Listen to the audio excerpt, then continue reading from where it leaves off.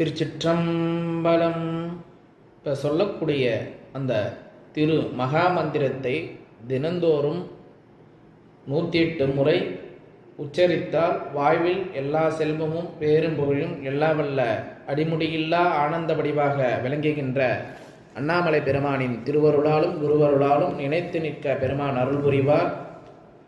சிவ சிவ என்றிட தீவினையாள, சிவ சிவ என்றிட தீவினை மாலும், சிவ சிவ என்றிட தேவரும் ஆவர், சிவ சிவ என்றிட சிவகதிதானே.